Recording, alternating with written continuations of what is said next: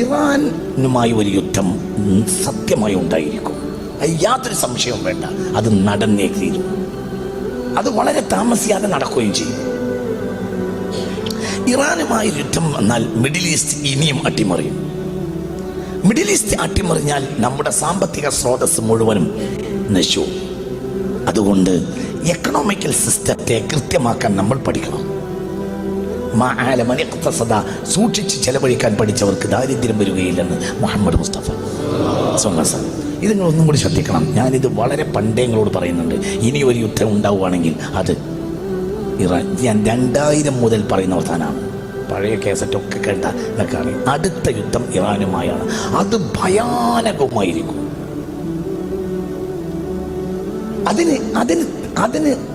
അതിനാരാ ചെയ്യുക? അതിന് മറ്റുള്ളവരാണ് ചെയ്യുക. എന്തുകൊണ്ട്? ഒരു നഷ്ടവും അവർക്കില്ല.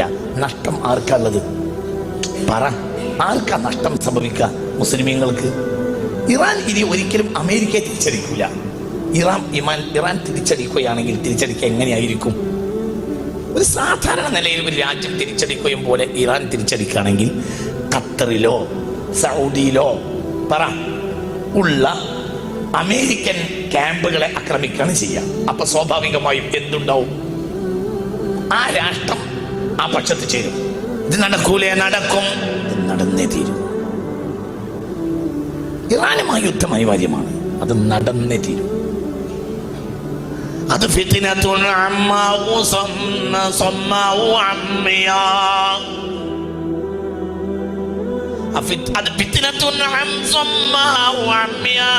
അത് കണ്ണില്ലാത്തയും കാടില്ലാത്തയും യുദ്ധമായിരിക്കും. മനുഷ്യരാശി ഇന്ന് വരെ കണ്ടതിൽ വെച്ച് വലിയ യുദ്ധം സംഭവിക്കും. അതിന് ഇനി കാലതാമസമില്ല. സംഭവിച്ചിരിക്കും. സംഭവിക്കും. അല്ലാഹു നമ്മളെ കാക്കട്ടെ. ഇത് നിങ്ങൾ ആരോട് ചോദിച്ചാ പറയുന്നത്? ഇത് മുത്തുനബി പറഞ്ഞതാ. മുത്ത് മുഹമ്മദ് മുസ്തഫ. ഞാൻ കുറെ കാലങ്ങളായി നിങ്ങൾ കുറെ കാര്യങ്ങൾ പറയാറുണ്ട്. അതങ്ങനെ തന്നെ നടക്കാറുണ്ട്. അതൊരു കവടി നേരത്തെ പറയുന്ന വർത്താനല്ല.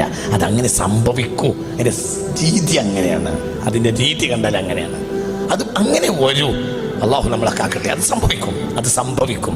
സംഭവിച്ചത് കഴിഞ്ഞാൽ ഇനി മിഡിൽ ഈസ്റ്റിൽ ഒരു യുദ്ധമുണ്ടായാൽ ഒരിക്കലും എക്കണോമിക്കൽ സിസ്റ്റം നേരെ നിർത്താൻ കഴിയൂല. അത് ഏറ്റവും ബാധിക്കുക